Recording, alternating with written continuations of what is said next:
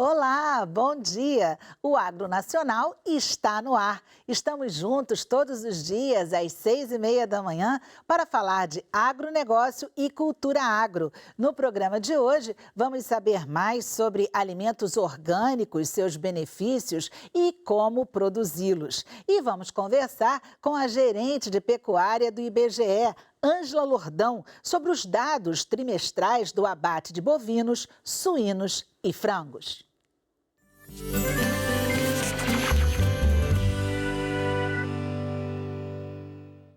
Vamos conhecer como é a organização das feiras familiares em Goiás. Na feira tem de tudo um pouco. É fruta, verdura, carne, doce. Às vezes, a pessoa que vende é a mesma que plantou ou produziu. Então, já que o assunto desse episódio é agronegócio, hora de falar da agricultura familiar. A gente vai conversar agora com o Tiago, que durante o mestrado no programa de pós-graduação em agronegócio na UFG, desenvolveu uma pesquisa para observar qual a relação entre agricultores familiares e feiras municipais aqui em Goiás. Tiago, vamos começar explicando quem são, na verdade, os agricultores familiares. São aqueles agricultores que produzem com a mão de obra majoritariamente familiar e que moram na propriedade e que desenvolvem uma produção quase sempre mais diversificada, mais voltada para os mercados locais. Existe uma lei atualmente, mas a lei não consegue contemplar essa diversidade que é a agricultura familiar brasileira. Não é uma categoria uniforme, são várias agriculturas familiares que existem no Brasil.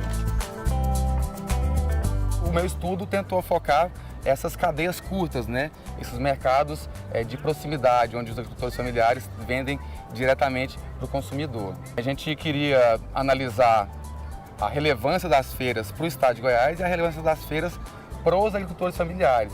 Se a feira realmente era um mercado que incluía agricultores familiares. A pesquisa levantou dados de 201 dos 246 municípios de Goiás, o que resultou num total de 369 feiras. O objetivo foi analisar principalmente como eram as feiras em cidades pequenas e médias, com até 500 mil habitantes, onde teoricamente os agricultores familiares estão mais presentes. E a gente fez um raio-x geral e chegou num dado importante, que apenas 12% dos municípios goianos não têm feira e apenas 3% dos municípios goianos têm feiras sem agricultores familiares. Então eles estão presentes mesmo? Estão presentes. 85% dos municípios goianos têm feiras com agricultores familiares. Mais da metade das feiras de Goiás tem a maioria de bancas de agricultores familiares. 10% das feiras em Goiás são exclusivas da agricultura familiar. Nos municípios pequenos, tem mais feiras do que nos municípios grandes, por 100 mil habitantes. Se for analisar por 100 mil habitantes, os municípios de até 10 mil habitantes, a gente percebeu que tinha mais feiras. Quanto menor o município, maior a presença dos agricultores familiares. Depois de conseguir esses dados, os pesquisadores selecionaram 59 feiras e fizeram uma espécie de ranking, analisando, por exemplo, como elas ajudavam a consolidar a agricultura familiar. E aí 6 feiras ficaram melhor ranqueadas. Foram as feiras que atenderam a todos os indicadores da pesquisa. Foram as feiras de Itapuranga, Goianésia, Ceres, Flores de Goiás, Alto Paraíso e Orizona. E aí nesses municípios a gente foi até as feiras, fizemos um trabalho de imersão mesmo para entender como é que se dá esse mercado. A gente percebeu que a feira serve como um trampolim para o agricultor familiar acessar novos mercados. Muitos deles não produziam nada, ou produziam e perdia tudo no quintal e decidiram ir vender na feira para poder ter uma renda extra, principalmente mulheres e jovens. E a partir da feira começaram a ver potencial na produção e começaram a vender para supermercado, para hotel, para restaurante. Então a feira ela catalisa novas transações comerciais. A feira também a gente percebeu que é um espaço predominantemente econômico, mas que as relações sociais ocorrem, Os agricultores familiares se articulam para demandar da prefeitura uma patrola para arrumar estrada, ou se mobilizam para formar cooperativas, associações. Então a gente percebeu a feira como um espaço de inserção comercial, mas a feira também como um espaço de fortalecimento social da categoria agricultor familiar. E já que é um espaço tão importante economicamente e socialmente também, como é que a gente pode estimular feiras livres pelas cidades, políticas públicas, a gente pode pensar sobre isso? Sim, hoje existem poucas políticas públicas voltadas à feira, né? Infelizmente, tem algumas políticas públicas esparsas do INCRA, de alguns outros órgãos públicos, de doar kit, né? De kit feira, bancadinha, tal, tendinha. Mas a gente não vê uma política pública, por exemplo, para conscientizar a população da importância de comer localmente, de se alimentar do que é local, de conhecer a produção da pessoa que está produzindo o seu alimento. Aí que vai fortalecer esses canais curtos, esses canais onde o agricultor familiar está próximo do consumidor. E o que a gente percebeu também é que as feiras onde as regras são claras, estatutos, regimento, são mais fortes. As feiras onde não tem muita regra, logo entra alguém vendendo coisa do Ceasa, ou entra alguém vendendo produto que não é da agricultura familiar. Uma política pública que capacitasse os feirantes a se organizarem em associações, a formalizarem estatutos, por exemplo, seria muito interessante também. Matéria interessante, né, gente?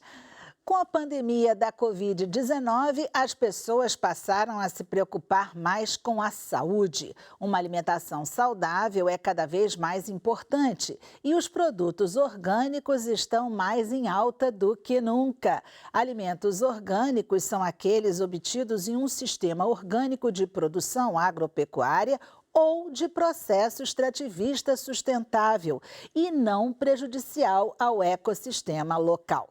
Para entender mais sobre alimentos e produção orgânica, nós vamos conversar com o diretor da Organis, Associação de Promoção dos Orgânicos, Cobe Cruz. Ele já está aqui com a gente. Bom dia, Cobe. Bom dia, Cate. Muito obrigado. Bom dia a todos. É um prazer ter você aqui no Agro Nacional e para falar de um assunto tão atual e tão importante. Eu vou começar te perguntando o que caracteriza, né, a produção de orgânicos.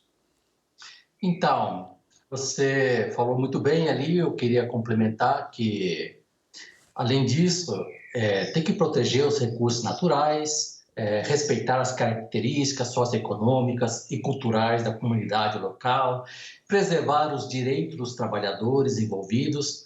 Até aqui, não precisa ser orgânico, porque, na minha opinião, isso seria uma premissa para fazer qualquer agricultura. O que difere o orgânico de uma agricultura não orgânica ou convencional é justamente que não é permitido usar agrotóxicos ou produtos transgênicos. Orgânico é uma lei 10.831, ela tem as suas normativas e, para seguir essas normativas, tem o que a gente chama de um manejo orgânico, né?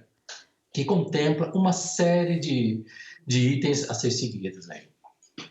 Pois é, diante do que você está falando, então, você já estava começando a dizer, a gente está vendo belas imagens aí de uma colheita. Quais são os benefícios maiores desses produtos para nós, para a nossa saúde, por exemplo? Olha só, normalmente, quando o consumidor começa a consumir orgânico, ele pensa num benefício individual de saúde. Mas o orgânico ele é muito mais do que um benefício individual, ele é um benefício coletivo de saúde ambiental e social também. Então, eu diria que o maior benefício é você não expor uma série de trabalhadores a produtos, né, relativamente tóxicos ou altamente tóxicos, tá? Porque a gente sabe que a grande maioria que está nessa produção de orgânicos são de produtores familiares, tá? E você também consegue preservar os insetos necessários, como a abelha, por exemplo, tão necessária a polinização, né, de uma série de culturas necessárias, por exemplo, o maracujá. E além do que você está cuidando, né, da água, dos lençóis freáticos, e o consumidor está consumindo um produto que a gente pode dizer assim de uma agricultura limpa. Olha, tão boa essa sua observação, porque na verdade a gente está pensando no todo mesmo, né? Na sociedade inteira. E aí eu te pergunto, como é que está o consumo desses produtos hoje? Por que eles costumam ser mais caros? Então, qualquer produto diferenciado né, nem precisa ser orgânico, ele vai custar mais caro, porque ele demanda um outro tipo de cuidado, tá? E o orgânico, ele demanda uma mão de obra maior, ele demanda uma certificação, isso tem um custo, tá? A nossa escala ainda é relativamente pequena, então a escalabilidade ela pode corrigir uma série de coisas. Vou te dar um exemplo, a logística, né? Logística no Brasil é muito cara. E para transportar um produto orgânico, você não pode misturar um produto convencional, tá, com produto orgânico, a não ser aquele que seja embalado ou aquele que você também possa ver ou separar visualmente, tá? Então, falta muitas políticas públicas ainda. Vou te dar um exemplo, extensionistas, tá? Eu estou no Paraná. O Paraná é o maior produtor de orgânicos, ou melhor, que tem mais produtores orgânicos no Brasil hoje, né? São cerca de 22 mil produtores cadastrados no Ministério da Agricultura. Paraná e Rio Grande do Sul são os que lideram.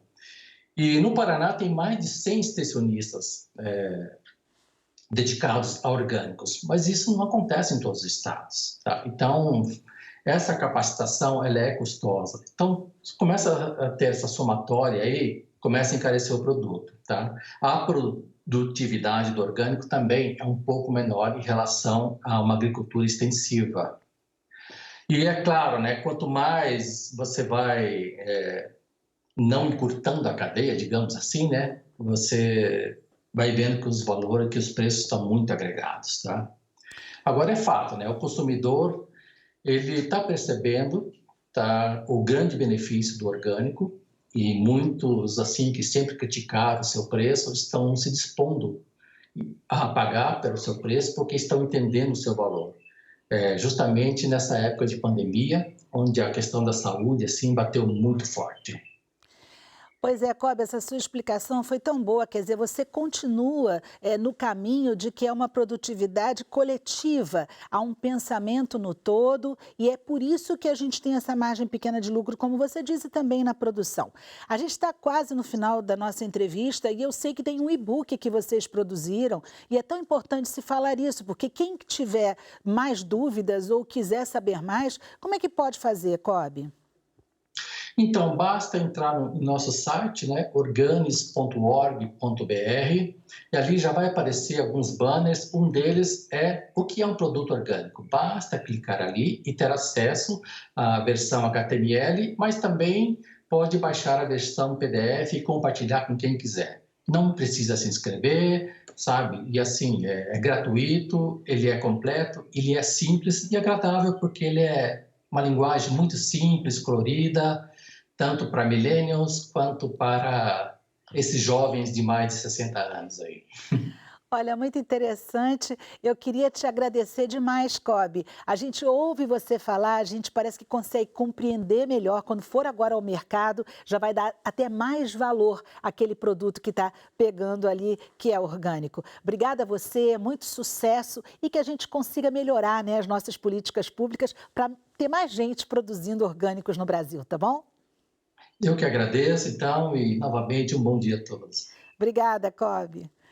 Pois é, e agora nós vamos conferir os preços dos grãos. Isso mesmo, chegou aquela hora em que aparece a nossa cartela aqui no quadro para a gente falar para vocês esses dados, não é? O milho cotado a R$ 80,74, com uma variação mensal negativa de 1,40%. O arroz, R$ 104,56, também para menos 0,58% no mês, e o açúcar a R$ 105,14, com uma variação positiva de 4,50%.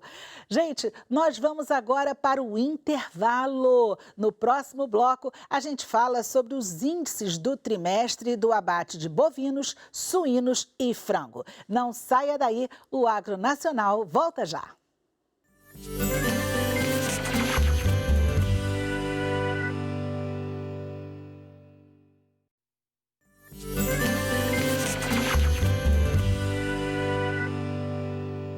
Voltamos Voltamos com o Agro Nacional. O Instituto Brasileiro de Geografia e Estatística, o IBGE, acaba de liberar os números do trimestre do abate de bovinos, suínos e frango, da produção de ovos, couro e leite. O abate de bovinos caiu em relação ao mesmo trimestre de 2019, mas os abates de suínos e de frango subiram. Vamos saber mais sobre esses dados com a gerente de pecuária do IBGE, Ângela Lordão, que já está aqui com a gente. Bom dia, Ângela. Bom dia, Kátia. Obrigada por estar aqui com a gente no Agro Nacional. Acabam de sair, né, esses dados que eu estou comentando do terceiro trimestre de 2020 sobre o abate de bovinos, suínos e de frango. E eu queria saber de você o que esses dados estão mostrando. Então, Kátia, a gente divulgou agora no dia 12 de novembro, né, os resultados preliminares. Nós temos uma pesquisa trimestral, né, do abate de animais, do leite, do couro e da produção de ovos de galinha, e a gente faz uma divulgação preliminar cerca de um mês antes da divulgação dos resultados completos. Então, essa primeira divulgação, ela não traz resultados em nível de UF, tá? Mas ela vem trazendo já uma informação justamente por uma demanda dos nossos usuários, que querem uma informação um pouco mais rápida, né, da nossa instituição. Agora, então, Ângela, desculpe te interromper. Esse recuo no abate de bovinos foi em relação a 2019, mas em relação ao trimestre passado, houve um aumento, não foi? O que a gente pode dizer? Exatamente. A gente teve um recuo em relação ao ano anterior. Esse ano, a gente não está tendo, né, animais prontos para o abate. A gente passou aí, né, por um pico de abate de fêmeas. A gente abateu bastante nos últimos anos. E agora a gente está tendo aí realmente uma oferta restrita desses animais prontos para o abate. Tá? Estamos com o preço da arroba muito elevado, né? Atingimos quase R$300 nos últimos dias. O preço do bezerro muito elevado. Em anos que a gente observa, né, essa questão de preços elevados, o ciclo da pecuária, né, uma inversão de ciclo para um ciclo de alta, começa a ocorrer uma retenção dessas fêmeas. A gente está no menor nível, né, de abate de fêmeas desde 2011, tá? Justamente porque o produtor ele quer reproduzir, ele quer manter essas fêmeas reprodutoras no seu rebanho para conseguir produzir bezerros, né, e ganhar, né, o dinheiro dele, né, que ele merece. Enfim, mas em relação ao segundo trimestre, de fato, a gente teve um crescimento, né, justamente porque o início da pandemia trouxe aí alguns problemas para os abatedouros e a gente teve muitas paralisações, principalmente no mês de abril. Então, agora a gente já viu uma pequena recuperação aí também desses abates. Ângela, em números absolutos, se a gente tivesse que falar nisso, a gente está falando em quantas cabeças, por exemplo, de bovinos? A gente tem esses números? A gente tem esses números, sim. Eu só precisaria que, desculpa, Não tem problema. Se você não os tem nesse momento, a gente pode falar também da questão dos suínos e dos frangos, né? Que a gente estava começando a falar, a gente até mostrou nas imagens, né? Como é que a gente pode falar, nesse caso, o que está acontecendo?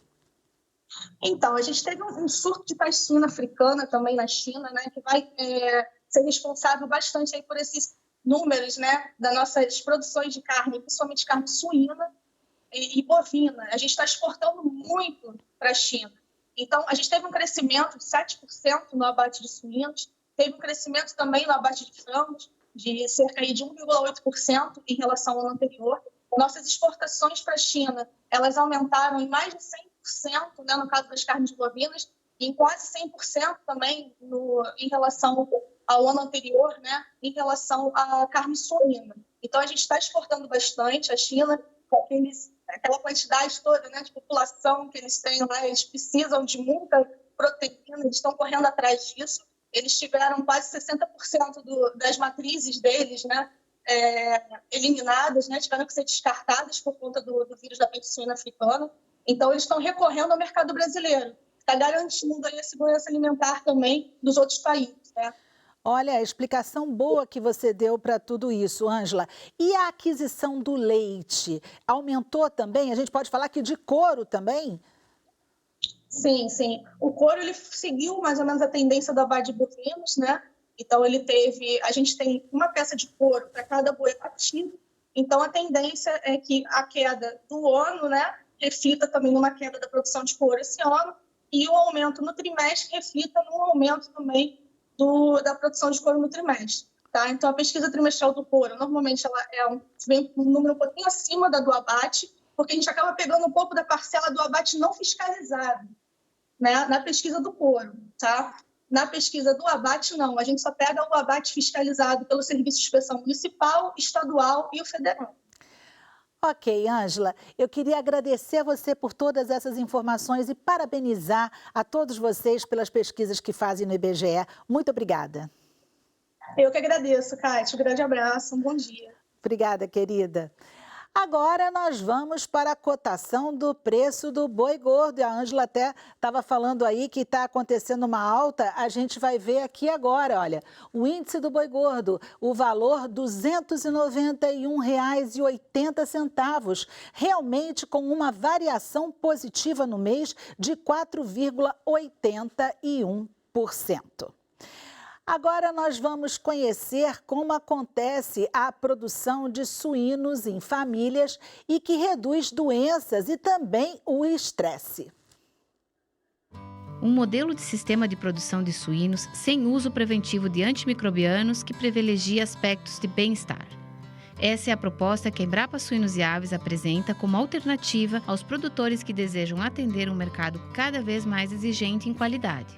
A partir dos anos 2000, houve uma preocupação mundial com relação ao uso de antibióticos na produção animal. Tanto para a questão de resistência dos próprios agentes que causam doença nos animais, como também em função da saúde humana. Dessa possibilidade de transmitir genes da resistência de bactérias de animais para humanos, né? A partir de 2009, nós iniciamos então esse projeto, cujo objetivo é ter uma metodologia em pequena escala para a produção de suínos sem o uso coletivo de antimicrobianos ou antibióticos. O princípio utilizado aqui é o sistema de produção em família. O que significa isso? Uma leitegada, os leitões filhos de uma mesma porca, que são irmãos, eles permanecem juntos desde o nascimento até o abate, na mesma baia. Então jamais há ocorrência de mistura de leitões. Isso reduz o estresse e reduz também a transmissibilidade de agentes entre os animais, né?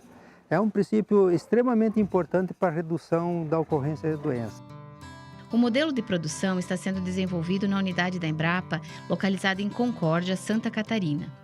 Com ciclo completo e baixa escala, o sistema de produção de suínos em família é ideal para granjas com até cerca de 60 matrizes.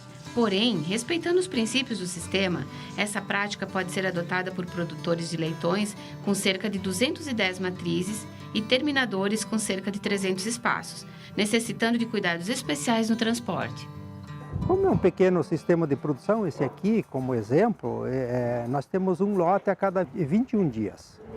E isso é muito importante para racionalizar o uso da mão de obra, né? E também reduzir a transmissibilidade de leitões mais velhos para leitões mais jovens. Nos sistemas convencionais, hoje, muita gente utiliza o desmame 21 dias, que ele é bastante precoce e o aparelho digestivo dos animais não está ainda bem preparado para a alimentação sólida que é dada depois do desmame.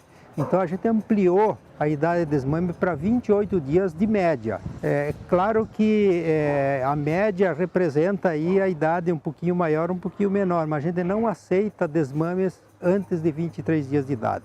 Então os leitões já possuem o intestino preparado para os desafios posteriores. A produção de suínos mudou muito no Brasil nas últimas décadas. Foi nesse período, e com a evolução em pesquisa, genética e mercado, que o país alcançou a marca de quarta maior suinocultura do mundo. Esse reconhecimento internacional se baseia nas conquistas da suinocultura intensiva ou industrial, praticada pelas agroindústrias e responsável pelo processamento de alimentos que encontramos nos supermercados como presunto, salame, salsicha, entre outros. Para atender esse mercado, a suinocultura precisa conquistar melhores resultados em produtividade. E a alternativa é apostar na escala de produção, o que significa dispor o máximo de animais dentro de uma propriedade. Isso aumenta a possibilidade de ocorrência de problemas sanitários. Por isso é preciso utilizar tratamentos preventivos estratégicos para garantir a saúde dos animais, além de evitar perdas na produção. E agora vamos à agenda de eventos no campo. A gente vai mostrar aqui para vocês na nossa tela. Hoje, às 2h, tem seminário online, produção on-farm de boi insumos. Mais informações pelo site www.agropelobrasil.com.br. Dias 20 e 21, às 6h30, o 6º Seminário Nacional Campo Futuro 2020. Também mais informações pelo mesmo site, www.agropelobrasil.com.br. E 24 e 25, às 9h, o 6º Encontro de Pesquisa e Inovação da Embrapa Agroenergia. Isso no site da Embrapa, www.embrapa.br. Essas foram as notícias que a gente tem para vocês da agenda. E agora a gente vai encerrar o nosso programa Agro Nacional, que volta amanhã. Até lá!